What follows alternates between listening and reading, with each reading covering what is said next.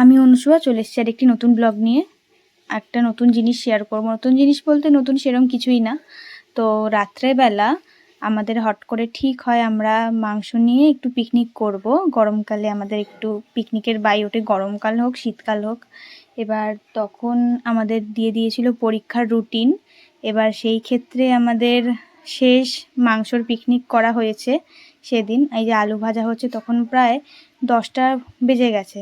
লুচি আর মাংস খাবো, কেননা সকালবেলা পদ্মপাতা তুলে আনা হয়েছে।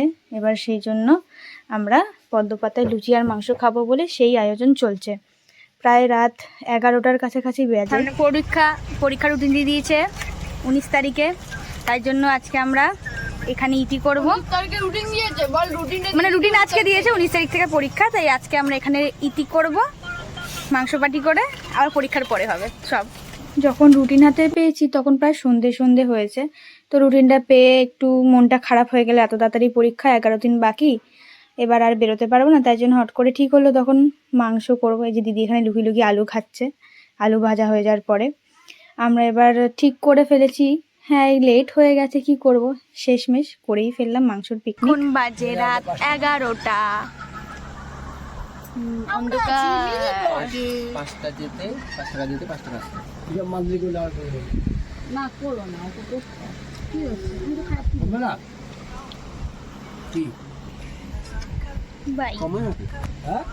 মাংসর আলু ভাজা হয়ে যাওয়ার পরে আলু তুলে নিয়ে পেঁয়াজ টিয়াজ ভাজা হয়ে যাওয়ার পরে এই মশলার পেস্টটা দিয়ে দিল।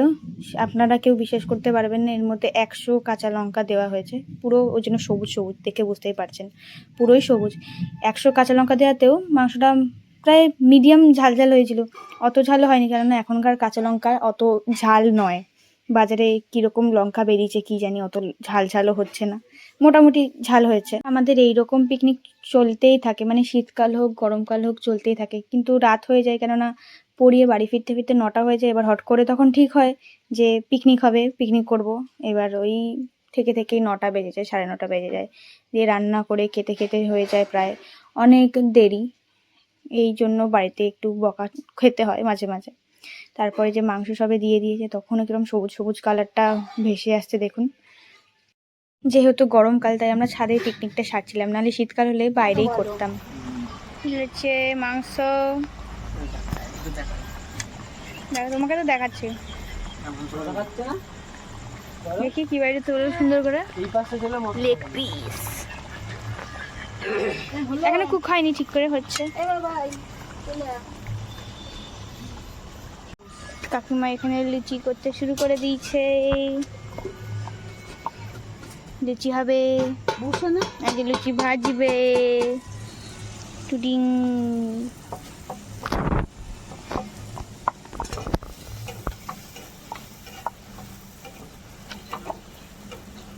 তারপরে আমিও একটু লুচি ভেজে নিলাম, কাকিমা বেলে দিচ্ছিল, আমিও একটু ভাজছিলাম।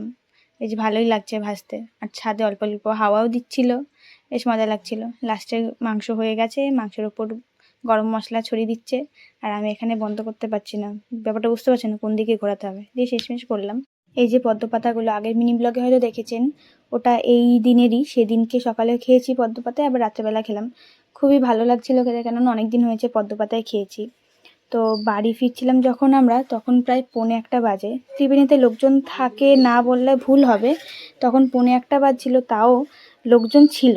মানে শীতকালের তুলনায় অনেকজনই লোকজন ছিল, রেলগেটেও ছিল, আর ত্রিবেণী সরস্বতী ব্রিজের ওপরেও ছিল। তো আপনাদের সাথে দেখা হবে আবার নেক্সট ব্লগে বা নেক্সট মিনি ব্লগে। আপনারা সবাই ভালো থাকবেন, সুস্থ থাকবেন, আমার চ্যানেলটিকে সাবস্ক্রাইব করবেন আপনাদের ভালো লাগলে। টাটা।